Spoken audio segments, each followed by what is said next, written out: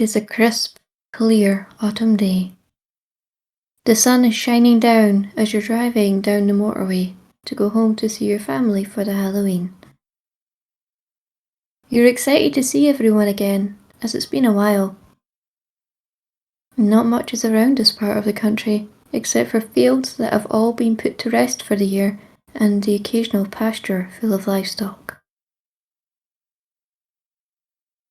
As you continue, you start to need the toilet. You spy off in the distance what looks to be a small village, and while there is a turn-off, there are no visible signs indicating where you're turning it off to. Putting your faith in the turn-off, you decide to take it in the hopes of finding somewhere to relieve yourself.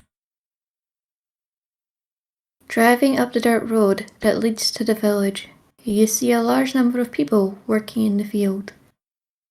They are bent over and appear to be picking potatoes by hand. You wonder to yourself if the machines to harvest the potatoes must be broken, and think back to stories of your parents. Every potato season, they would tell you tales about how they would get a school holiday to go and work the fields, and how it brought them great discipline growing up, and would try and use the story to instill discipline into yourself as well.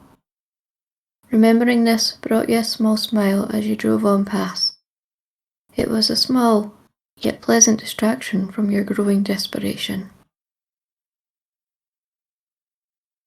Eventually, the dirt road you're on gives way to cobblestone, and you find yourself driving through the small village, passing small houses that become more dense as you go on towards the centre.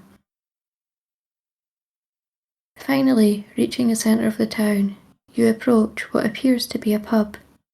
By now, your need to find a toilet is too strong to be able to take in the surroundings around you. You park out front and run inside as quickly as you can. Once inside, you see the bartender and you ask them for the toilet. He gestures with a nod and a grunt, and you make your way there as quickly as you can. The relief is palatable as you barely make it in on time, and after a much needed relief, you are able to focus again and take in your surroundings. The toilet itself seems quite old-fashioned, and as you flush and get ready to leave, you notice that the pub too is old-fashioned, but also quite small. All it contains is the bar and a couple of bar stools. You pause for a moment because this is quite strange to you. Normally, in small rural villages like this, the pubs are the biggest place going, as it's where all the men congregate after work to relax. But this pub, do they have many men here? You put the thought out your mind as you thank the bartender and make your way out of the pub. As you leave, the sun is still shining brightly. You stop for a moment and have a look around. The village looks quite quaint and dainty. You decide to check your phone for the time, and you see that you have quite a while to go before you have to be at your family. So you decide that you'll take a wander around this village and see what it has to offer. Wandering around, you see lots of women going to and fro, but not many men. One woman in particular catches your eye. She smiles and makes a downward glance at her stomach, rubbing it as she coos. It becomes apparent that she is very heavily pregnant. Looking around, you see more women, some sitting on benches and others going about their day-to-day tasks. And all of them are looking pregnant. This starts to weird you out a little bit, as you've seen no men outside of the bartender. About that time, your stomach starts to grumble, and you realise that it is about lunchtime. The pub looked a bit too small to be able to serve food, so you have a wander around to see what shops you can find. You find a butcher's shop. The window of the butcher shop has a display of all the regular items you would expect to find, including ready-to-eat pies. But there was an oddity. None of the meat products were labelled with what type of meat they were, and none displayed their prices. Despite that, you went inside to go and ask. The butcher brushes off your questions, and instead just asks what you would like. You say you're hungry for a pie, expecting him to ask you what type of pie you want.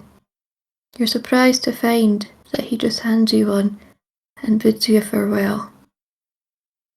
You walk out the shop feeling slightly confused at what has just happened. This village is full of confusion, but regardless, you move on. You decide that you also need a drink to go with your pie and go looking for a grocery shop. It doesn't take you long before you find one. Walking in, you see baskets lined along the wall, filled to the brim with everything you could need. But the same as the butcher shop, you don't see any prices on anything. Nor this time do you see anyone manning the shop.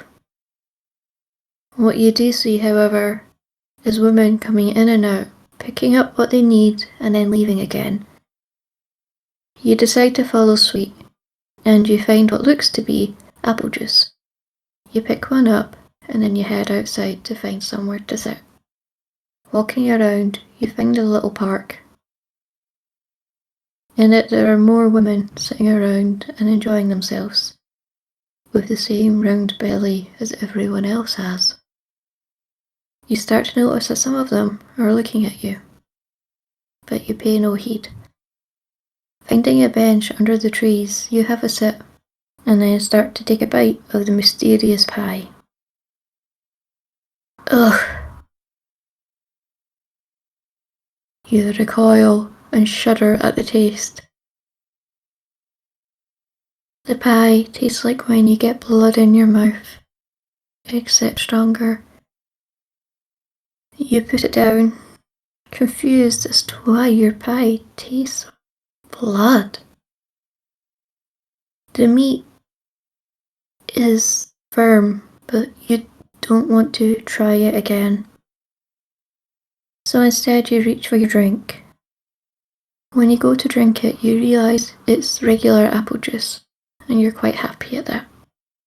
So you sit, take your time, enjoy your apple juice as you look at the small park around you.